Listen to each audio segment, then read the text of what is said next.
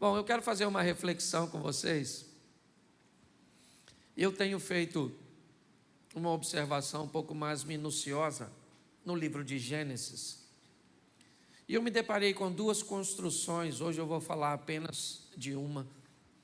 Quando nós olhamos para o início da Bíblia, nós vamos enxergar alguns princípios, algumas coisas que precisam ser observadas para entendermos o desfecho dessa história. A Bíblia nos diz que Deus é tão poderoso que, apesar de Gênesis ser considerado o início, ele também já estabelece, já prefigura uma visão do final. Quando nós olhamos os primeiros capítulos de Gênesis, nós vamos nos deparar com a criação e ela nada mais, nada menos estabelece o modelo pelo qual Deus quer que nós vivamos. Quando Deus começa a chamar à existência as coisas como se elas já existissem. Quando Deus começa a criar, dizendo haja isso, haja aquilo, forme-se isso, forme-se aquilo. O que a Bíblia está dizendo é que modelo o indivíduo que vai povoar a terra precisa viver, o modelo de fé. Por isso que a Bíblia diz que o justo viverá pela fé. E o que é a fé? É acreditar que aquilo que não está ainda diante de seus olhos irá acontecer. E esse é o modelo que Deus estabelece. A primeira coisa que Ele faz, e também nos serve por modelo, é trazer à luz a claridade, o esclarecimento. O que Deus está dizendo é tudo que vai fazer, antes de fazer, obtenha informações, traga clareza, traga entendimento. Por isso Ele não faz nada no escuro. Depois, sabe o que Ele faz? Ele tira da água a terra, porque o Espírito pairava sobre a face das águas. E o que vemos é uma sinalização de que a criação, apesar de ser feita no claro, deve ser feito em ambiente de firmeza, de ambiente firme, de solidez. Muitas pessoas não obtêm sucesso em nada na vida, porque constrói tudo em ambientes movediços, de insegurança, de escuridão. Quando nós vamos ver a história de Adão e Eva,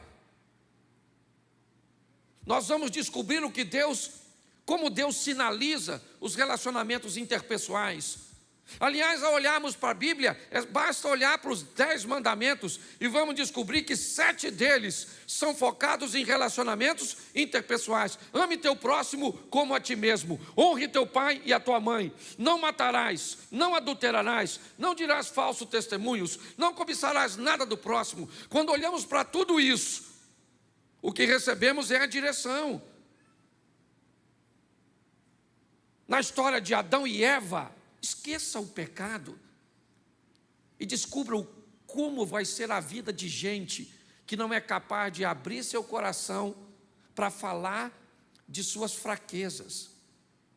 Quem fala de fraqueza não fala de fracasso. Essa é a grande verdade. Quando nós olhamos para Caim e Abel, sabe o que vemos? Vemos a Bíblia dizendo como é difícil lidar com diferenças. Como é difícil lidar quando pessoas têm coisas que nós não temos, com inveja. E olhando isso mais de perto, eu me deparei com a primeira grande construção feita pela mão do homem, a arca do Noé. Logo à frente nós vamos ver, assim que eles descem, a segunda construção feita pelo homem, a Torre de Babel. Duas coisas tão próximas, com significados tão distintos, com resultados finais tão diferentes. Mas vamos dar uma olhadinha nessa história rapidinha do tal do Noé e vamos ver o que podemos tirar de resultados, de exemplo para a minha e para a sua vida. Coloca para mim, por favor, Gênesis capítulo 6, verso de número 9. Gênesis 6, 9, diz assim: esta é a história da família de Noé. Noé era um homem justo, íntegro, entre o povo da sua época. Ele andava com Deus. Feche seus olhos. Pai, em nome de Jesus, eis aqui a tua palavra. Continua falando conosco, usa-me como um canal de bênção nesta hora, pelo poder do nome de Jesus. Amém. Glória a Deus. Amém? Isso. A minha tradução diz que Noé era alguém perfeito em suas gerações. Ele era justo e perfeito em suas gerações. Me parece que a história de Noé tem muito a ver com o passado. Quando nós olhamos, por exemplo, para o pai de Noé, Lameque, eu não sei te dizer o que ele fez, mas quando Noé nasce, ele lança uma palavra profética para seu filho de forma extraordinária, dizendo que aquele menino iria fazer diferença na sua geração, e fez. Quando eu olho para o avô de Noé, eu me deparo com nada mais, nada menos que Matusalém. Pastor, o que Matusalém fez? Eu não sei, mas a Bíblia diz que esse cara viveu 969 anos. Nem sei se isso é possível, se a contagem é como a nossa. Eu só sei que se eu olhar para um dos mandamentos, eu vou entender que o camarada que tem longevidade de vida é o que honra pai e mãe. Então eu poderia até dizer, mesmo num contexto meio movediço, que Matusalém era alguém de honrar família. Mas o bisavô de Noé era nada mais, nada menos que Enoque. Um homem que andou com Deus e foi levado em glória. Pastor, o que você está querendo dizer? Que Deus está dando o perfil desse cara. E diga-se de passagem, não chega nem perto do nosso. Porque se a gente for depender de um pai, muitas vezes, para ser bem-sucedidos, se nós formos necessitarmos de um avô ou de um bisavô para sermos bem-sucedidos, nós estamos lascados. Então, quando nós olhamos para o exemplo desse cara, é fácil. É fácil olhar para ele e ver que seu histórico, seu pedigree, seu sucesso em ser colocado no rol dos heróis da fé dos hebreus. Olhar um homem que fez a diferença, que construiu a primeira grande obra realizada por um homem, e não foi algo pequeno. Nós olhamos e dizemos, esse cara fez porque tinha um contexto familiar que lhe dava a base para isso. Tá bom, mas eu não tive. Você não teve. Você teve um pai cachaceiro, negligente, certo? Você teve alguém que, muito pelo contrário, você deve evitar copiar. Então, como é que eu vou olhar para a minha vida e vou pegar esse texto bíblico e vou dizer que eu tenho condições de fazer a diferença, que eu vou viver o que ninguém na minha família viveu, que eu vou andar com Deus se minha mãe não andou, se meu pai não andou, ou se anda de qualquer maneira, ou se alguém dos meus foi pastor, mas foi um pastor de qualquer jeito, ou se minha família é toda desestruturada. O que é que a Bíblia está querendo me dizer quando me dá como referência um indivíduo tão perfeitinho, para que eu estabeleça como parâmetro? Por que Noé andava com Deus? É fácil.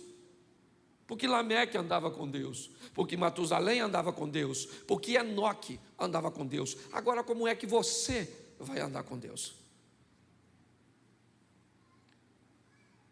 Como é que isso vai acontecer com você? Aqui já poderíamos ter uma boa desculpa para justificar a nossa superficialidade em relacionamento.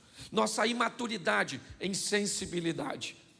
Quando olhamos para esse texto, se não colocá-los da forma correta, nós já vamos achar aqui um excelente limitador para mim e para você. Mas não é disso que eu vim falar. Eu vim falar que não interessa se você tem pedigree ou não, chegou a sua vez de viver a sua história com Deus. E ela é altamente particular.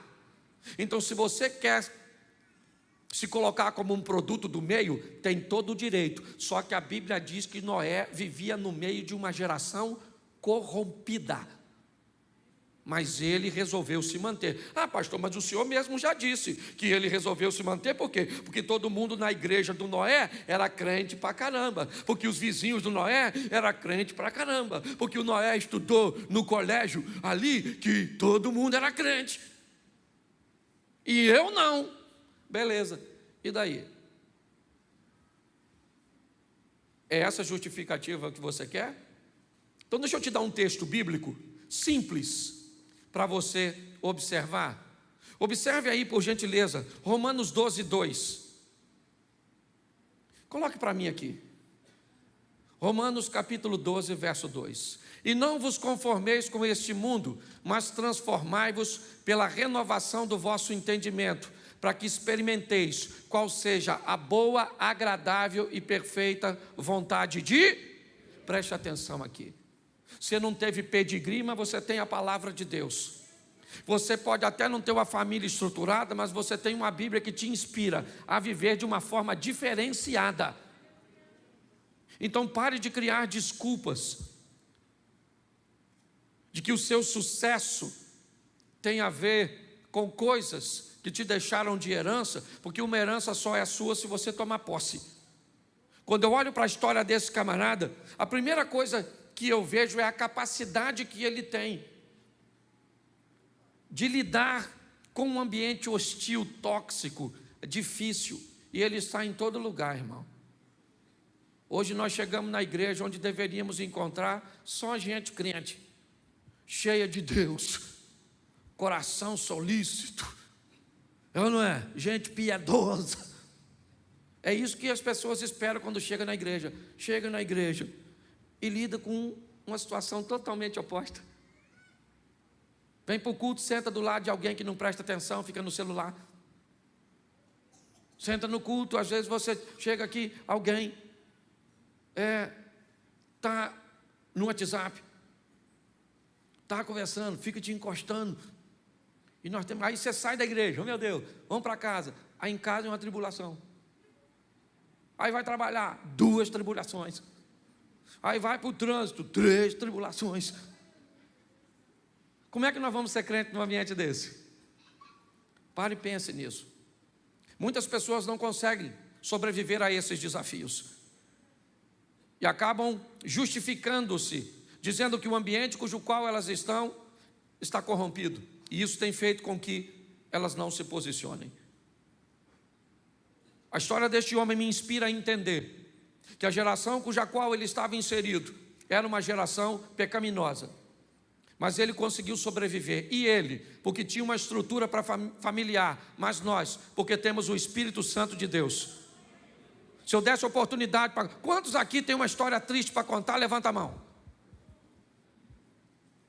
Glória a Deus. Não dá nem para eu dar oportunidade. Senão o culto não acaba nunca mais. Porque quem não tem hoje vai ter amanhã, sim ou não? Então, meu querido, se você quer vir aqui, não, pastor, sofro muito, uma dificuldade grandiosa, isso aí é para todo mundo, meu filho. Você tem que sobreviver a isso. E você não vai, não tem história familiar, não tem vizinho, não tem parente, não tem. Então você tem a palavra de Deus, você tem, né, os exemplos que Deus te deixou para viver. Posso ouvir um amém? Amém. Isso. E o que esse cara vai receber? Uma missão. Qual é a proposta de Deus para Noé? Verso 14. Faze para ti uma arca de madeira de gofé, farás compartimentos na arca e a betumarás por dentro e por fora com betume. Preste atenção que aqui está a missão. Deus vai dizer para Noé o que Ele quer que Noé faça. E não é nada fácil. Não é algo cujo qual ele tem habilidade para fazer. Ele não tem expertise. Noé é um agricultor. O que ele está acostumado a lidar com plantio. É aquilo que ele sabe fazer. E um belo dia Deus aparece para ele e diz para ele: olha, Noé, eu preciso que você faça uma arca de madeira, porque eu vou trazer um grande dilúvio que vai inundar a terra. A sua missão é essa. Você vai construir isso. Mas como é que eu vou fazer? O Senhor está me pedindo algo impossível. Quando nós formos olhar mais à frente a história da Torre de Babel, não hoje, nós vamos ver que havia muita gente para construir, que tecnologia e que conhecimento já fazia parte do povo no que diz respeito àquilo. Mas a probabilidade de Noé ter sucesso nesse empreendimento é pequena demais. Mas o sucesso de Noé, é isso que eu quero que você entenda. O seu e o meu sucesso tem a ver com o aval de Deus. Você vai precisar de talento, vai precisar de conhecimento, vai precisar de muita coisa. Mas saiba de uma coisa, o mais importante é se Deus está contigo. Porque se Deus estiver com você, querido, se Deus é por nós, quem será contra? Descubra a sua missão. Ah, pastor, agora o senhor complicou. Porque a missão do Noé é construir uma arca. Qual o propósito dessa missão? Salvação. O propósito é salvação. E qual é a missão? Construir um local para que essas pessoas sejam salvas. Então deixa eu falar uma coisa que é universal. Se você não sabe a sua missão, eu vou te mostrar o que a Bíblia diz a respeito. Coloca para mim Marcos 16:15, por favor. E disse-lhes: ide por todo o mundo, pregar o evangelho a toda. Essa é a missão de todos nós. Ah, pastor, mas eu não sei pregar. Não pregue, viva. Vá para perto das pessoas com estilo de vida, cujo qual as pessoas olhem para você e digam: nossa, a sua vida me inspira. É agradável estar perto de você. Quando você chega, as coisas ficam mais leves, mais diferentes. Às vezes as pessoas dizem: eu não sei explicar, mas a sua chegada muda todo o ambiente. O que é isso? São pessoas que cumprem a sua missão. Muitas das vezes, o lugar mais disputado na igreja é um local de frente ao microfone, de frente a um instrumento, o altar. Eu não sei que cultura nós aprendemos isso, mas segundo a Bíblia, quem oferece o culto é a igreja, e quem ajuda a igreja a oferecer o culto somos nós. O mais engraçado é que nós, que na verdade somos auxiliares do culto, que pregamos, que cantamos, que tocamos, que removemos oferta, muitas vezes nos achamos os mais importantes da história. Eu queria perguntar para você: você é tão importante que faria algum sentido eu estar falando aqui se tu não tivesse sentado aí? Você é tão importante que tem muita gente que prega que não gosta de pregar para pouca gente. Muita gente que canta que não gosta de cantar para muita gente. Você lidera o Manhã com Deus. Tem 60, 70, 100 pessoas. É qualquer músico que vem? É qualquer pregador que vem? É nada. Porque você é importante demais. Essa é a grande verdade. A nossa missão é falar para os outros o quê? Que Jesus está voltando, que tem um lugar para ele ser salvo. E você não precisa de microfone para isso. Ah, pastor, eu tenho vergonha de falar que Jesus salva, então fala que o diabo carrega. É a mesma coisa. Aí ele vai falar: mas eu não quero que o diabo me leve. Aí você diz: aí Jesus salva. Começa pela parte mais difícil. Certo? Então, é muito importante nós entendermos isso. A história do Noé aponta para mim, primeiro, que eu tenho que sobreviver nesse ambiente hostil e ser crente no meio de muita gente que é sem vergonha. Estou na igreja com o pastor e eu posso falar. A igreja tem invejoso? Mentiroso? Mal pagador? Ou se tem gente que tem até experiência forte. Por isso que ela é comparada à arca. Um ambiente sujo. Pensa, hipopótamo. Sabe como é que o hipopótamo defeca? O rabo dele vira uma hélice. É para marcar território, é de comportamento. Ele defeca e o rabo faz assim, ó. Igual hélice de ventilador. Pensa nesse ambiente. Eu queria que você desmistificasse também uma coisa muito simples. Quando Deus orientou entrar na arca, foi um macho e uma fêmea, sim ou não? Mas não foi adulto. Falou só macho e fêmea. Quem já viu aqueles exemplos que parece um elefantão, um leãozão? Não era isso, gente. É só macho e fêmea. Leãozinho. Leãozão era perigoso. Ocupava muito espaço.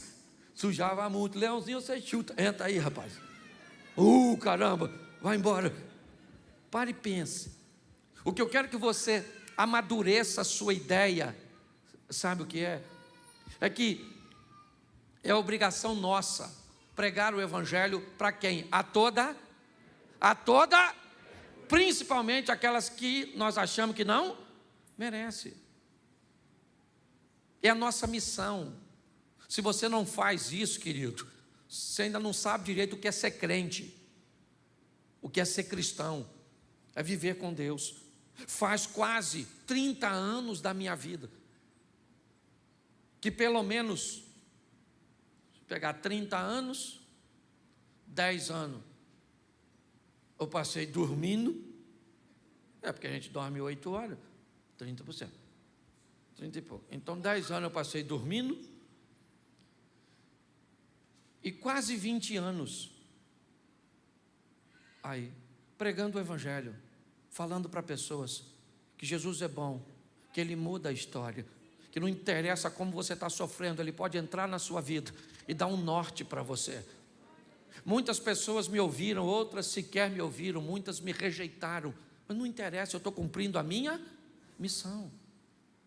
É importante nós entendermos. Saia daqui hoje, para onde você estiver, pegar alguém, querido, você conhece Jesus? Não, pois bem, Ele te ama. Eu não sei nem falar mais quase nada, mas Ele quer salvar você, sabe? Ele te ama e quer te salvar. Você quer saber mais uma coisa? Vou na igreja, porque eu também estou no começo, mas é assim que funciona. Se nós entendermos isso, essa é a nossa missão. Agora, terceiro, qual era o propósito disso? Para que é? Verso 19. Põe o 19, por favor. E de tudo que vive, de toda a carne, 2 de cada espécie manterás na arca, para conservares vivo contigo, macho e fêmea serão. Preste atenção. O que Noé está construindo é o único local que a salvação vai estar. Não vai ter outro. A hora que o dilúvio chegar, tudo aquilo que estiver fora da arca, eu acredito que você conhece um pouquinho de Bíblia, né? Existem umas coisas no Velho Testamento chamada tipologia, aquilo que aponta para Cristo, e a arca é uma delas. O único local onde haverá vida durante o dilúvio é a arca. O único local que haverá vida depois dessa morte, nós já vamos ver um pouquinho mais à frente, é em Cristo Jesus. E o grande desafio hoje de pregarmos o evangelho é o mau comportamento das pessoas que se intitulam cristãos e que vivem perto de nós. As pessoas me dizem assim: pastor, para eu ser crente igual meu vizinho, para eu ser crente igual meu pai, para eu ser crente igual minha mãe. E quem é que disse que tem que ser igual a ele? Porque quando você quer ser rico, você quer ser rico igual o Neymar. Aí na hora de pegar exemplo para coisa boa, você pega O exemplo lá em cima, mas na hora de coisa ruim, você prega exemplo negativo? Na igreja está cheio de gente crente, cheio de gente vivendo o extraordinário de Deus, cheio de gente, cheio do Espírito Santo de Deus. Mas nossos olhos parecem, eu como pastor, eu tenho muitos pastores amigos experientes, e às vezes eu vou falar com eles, eles falam assim: Cláudio, pare de olhar na igreja para pessoas com poucos resultados, para gente que está ruim, para ela você continua pregando, mas olha para o cara que está trabalhando, olha para o cara que está mudando de vida, olha para o cara que está indo para frente, que é isso que vai te animar. Olhe na igreja para quem está vivendo o incrível, o extraordinário, sensacional, para a gente que está cheio de Deus, que está mudando de vida. Porque não tem outro lugar, irmão. Isso não é conversa fiada. Não tem, sabe, outro lugar para que sejamos salvos. É somente a arca, é somente Cristo. Nosso propósito é apontar para Ele, porque Ele é o único e suficiente Salvador. Me perdoe, os católicos, Maria não leva ninguém para o céu. Me perdoa os espíritas, não vai voltar de novo. Hebreus 9, 27, ao homem está determinado morrer apenas uma vez, vindo depois da morte o juízo. O único local que nós vamos achar o direito de vida eterna é Jesus Cristo de Nazaré. É assim que funciona. Pastor, eu não acredito nisso, então peça a Ele para enviar o Espírito de Deus para a sua mente, para que você acredite, porque não é conversa fiada. Olhe para isso de uma forma mais intensa. O propósito disso, da igreja, é fazer com que pessoas vivam para sempre com Deus. Porque Romanos, coloca aí 3:23, porque todos pecaram e destituídos estão da glória de... Todos pecaram. E esse todos inclui você. Ah, pastor, mas eu nunca matei. Eu só minto. Mas eu também não matei. Eu falo isso aqui, tem gente que tem um orgulho do pecado pelo qual vai para o inferno. Não, igual o Covid está fazendo uma coisa que dá bastante, por exemplo. Quando alguém morre hoje, sabe o que você fala? Ah, morreu? Morreu, mas graças a Deus não foi de Covid. Infartou. Mas não morreu? Mas graças a Deus. Certo? Tem gente que tem orgulho. Eu vou para o inferno, mas não é para o adultério. É só porque eu sou nervoso e falo uns palavrão. Isso vai dar uma confusão lá na porta. Por que você veio? Eu nem pensei que vinha. E você? Você está rindo, mas é sério. Então todos, olha para quem está do lado e diz assim: todos, inclusive você. Isso. É só para ninguém ter mais direito a falar nada do outro. Todos pecaram, todos pecaram, certo? Ah, pastor, mas tem esse negócio de vida eterna mesmo? Bom, Lucas 16, 19. Vamos ver o que a Bíblia diz. Ora, havia um homem rico, que se vestia de púrpura e linho finíssimo, e vivia todos os dias regalada e esplendidamente. Verso seguinte. Põe o próximo. Havia também um certo mendigo chamado Lázaro, que jazia cheio de chagas à porta daquele. Preste atenção. Aqui nós temos dois indivíduos. Isso é só para exemplificar. Eu quero que você pegue a mensagem. Tinha quantas pessoas aqui? Quantas? Duas. Aqui figura um rico e um pobre, mas Jesus já vai desmistificar isso, certo? Lá em Lucas 19, onde ele entra na casa de um milionário chamado Zaqueu e diz: hoje salvação chegou a esta. Então a história aqui não tem a ver com que rico vai para o inferno e pobre vai para o céu. Não é dinheiro que leva para o céu, meu filho. Então desmistifica isso. Eu me orgulho de ser pobre. Vai ficar decepcionado quando chegar no céu. Rua de ouro, vai caçar a lama e não vai ter. Aí você vai perguntar, onde é a roça daqui? Tem gente que nem tem que ir para o inferno mesmo, tem uma turma que tem que ir. Sério. Oh, Jesus, tem misericórdia. Certo? Então aqui tem 2 homens, amém? Verso 22. E aconteceu que o mendigo morreu. Quem morreu? E ele foi levado pelos anjos ao seio de... E morreu também? E foi? Quem é que morreu? Os 2, o rico e o... Porque a morte não tem um troço mais democrático que morte. Pensa numa democracia. A morte só mata pobre? Que nada. A morte só mata rico? Só mata culto? Não, a morte, todo mundo morre. É um privilégio que todo mundo tem. Ah, eu não consigo morrer. Fica tranquilo, menino. Tem dinheiro, queria morrer, não queria morrer, morre assim mesmo. Tem gente que está mandando congelar o corpo para ver se vive de novo daqui a 200 anos. Quer ser primo do Highlander. Não vai rolar. Então não morreram os 2? Sim ou não? E agora, preste atenção. O texto vai dizer que todo mundo morre. E agora, o desfecho dessa história, eu não vou ler tudo, mas é de uma forma mais objetiva. Um no inferno e o outro no céu. Um no inferno e o outro no...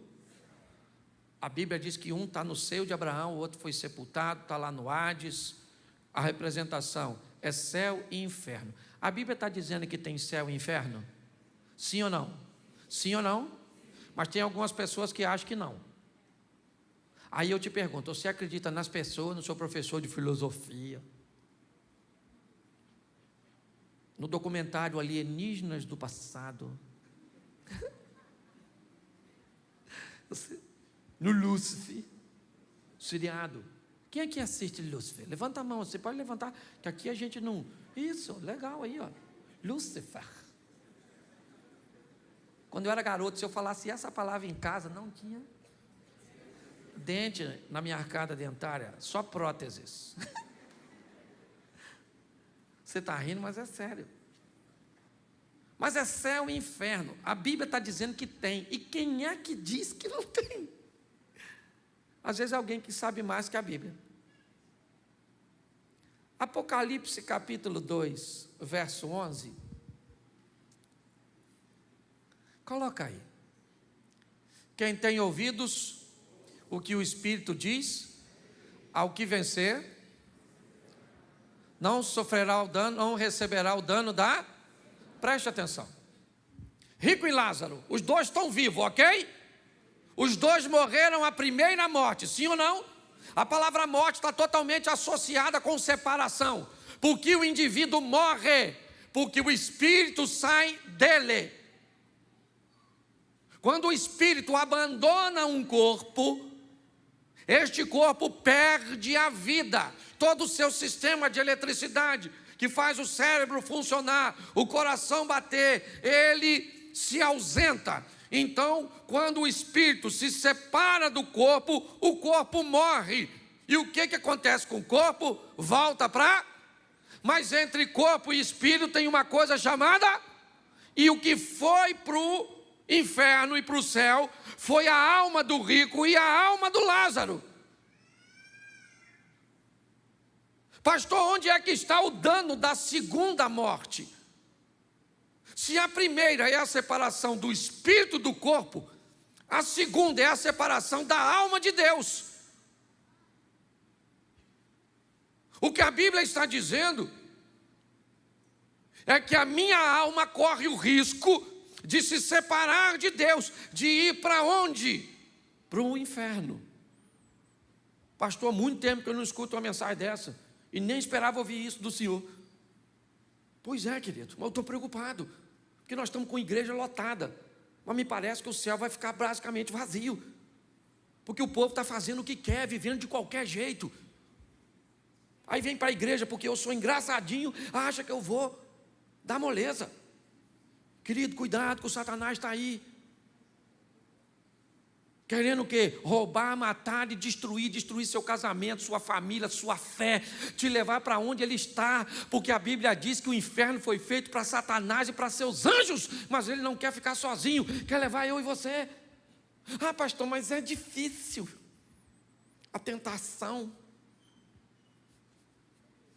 Difícil só para tu? Você acha que é só você que gosta de ouvir uma sem vergonhice? Olhar para um lugar proibido? Passar a mão no lugar? É o que eu falo aqui na igreja. Antes de casar pode fazer sexo? Não pode não? Mas a pessoa quer fazer? E depois que casa pode? As pessoas querem fazer?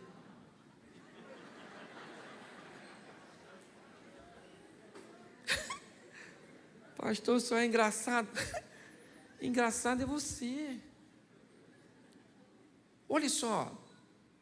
O que a Bíblia está dizendo para mim é o seguinte: existe um propósito, ele é salvação, porque todos pecaram. E o que nós vamos fazer mediante isso?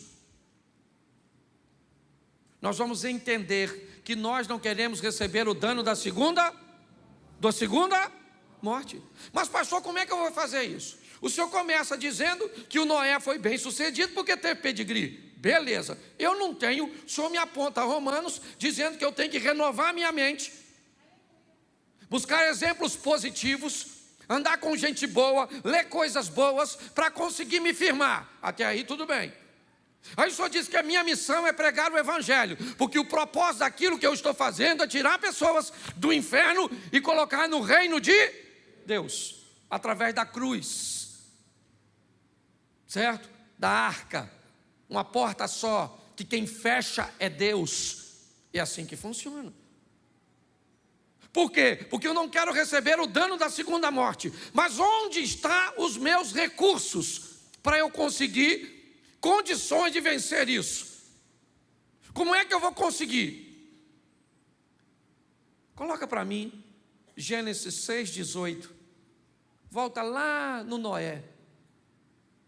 Porque quando Deus diz a ele que ele vai fazer uma arca, preste atenção: mas contigo estabelecerei o meu pacto, e entrarás na arca, tu e teus filhos, e a tua mulher, e a mulher dos teus filhos contigo. Noé jamais imaginou que os recursos cujo qual ele ia fazer algo tão grande estavam tão perto deles, ou dele, sua própria família, sua própria casa. A coisa mais poderosa que temos é a nossa família. Isso é extraordinário para todos nós. Ela é tão poderosa. Quando eu olho para a igreja, sistema de ensino e família, são as 3 instituições mais poderosas do mundo. Uma rainha disse uma vez: eu tenho mais medo de crentes de joelho do que do meu exército de pé. Hoje nós vemos no Brasil, um esquema sendo construído em cima de uma agenda para destruir o nosso sistema de ensino, deformando matrizes nos nossos filhos. Segundo, proibindo a igreja de pregar a verdade. E terceiro, desconstruindo os valores familiares. Me perdoe, você pode ir embora da igreja, mas se você quiser falar comigo e tiver argumento, meu gabinete está ali. O William pode até autorizar a subir. Se você é crente e diz que quer ser comunista ou socialista, suba aquelas escadas e me fala uma história dessa de sucesso. Você sabe o que me deixa mais triste? É que a maioria das pessoas que dizem que querem ser e que acham que é certo, nem sabe o que significa.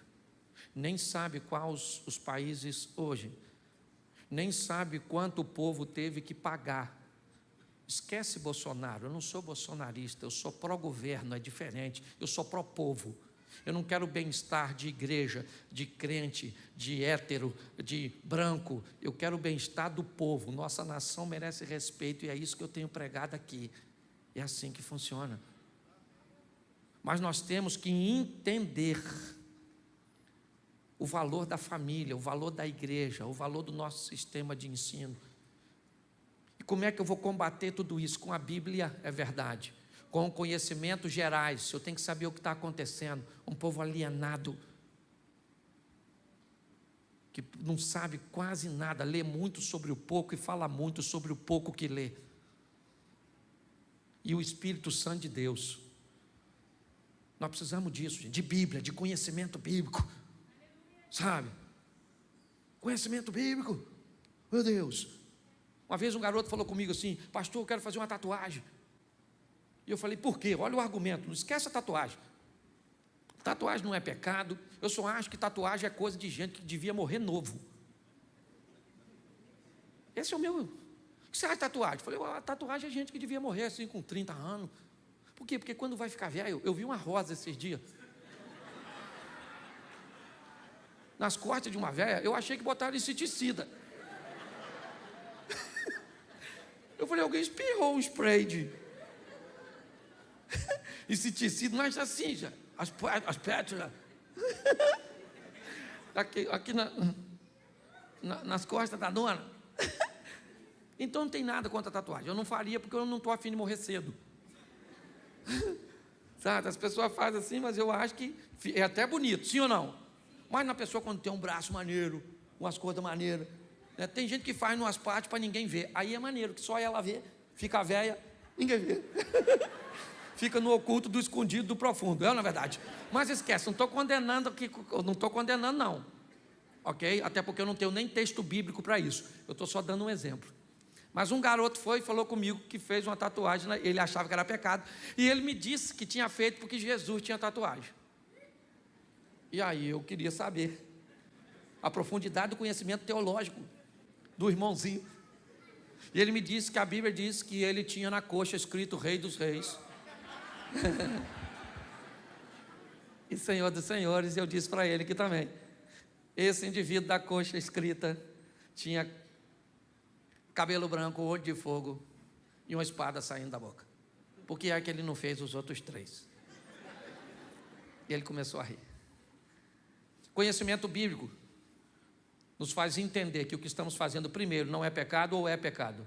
E quando alguém vier com a historinha para nos confundir a nossa mente, nós temos conhecimento bíblico. Nós precisamos de uma igreja que leia a Bíblia. Quem aqui lê a Bíblia? Glória a Deus. Quem aqui já faz mais de um ano que não toca na Bíblia? Levanta a mão, por gentileza. Aqui ninguém. Isso aí. Tem gente. E vocês que levantaram a mão não estão sozinhos, não. Tem um montão de gente que nem levantou a mão, porque passa de um ano. Que eu nem perguntei isso.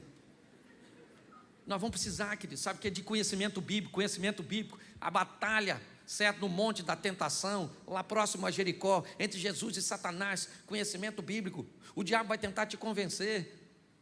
A ausência do conhecimento leva você e a mim à escuridão. Nós vamos precisar de conhecimento gerais para conhecer a história, o que já passou, ter um entendimento para não repetirmos os males do passado. Então não é só ler a Bíblia não, tem que ler boa literatura, escutar gente boa, se instruir. Posso ouvir um amém da igreja? Amém. Isso, povo alienado, às vezes que fica lá, ó. Não pode usar calça comprida, por quê? Mulher não pode cortar o cabelo. Vai para a África.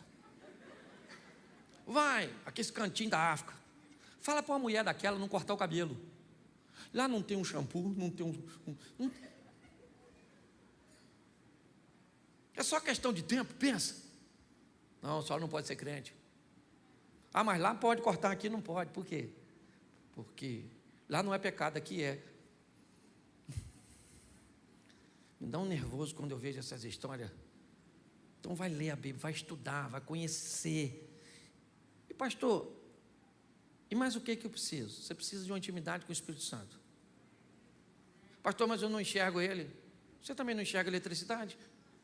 Mas enfia o dedo na tomada? Mas cadê a eletricidade que está lá?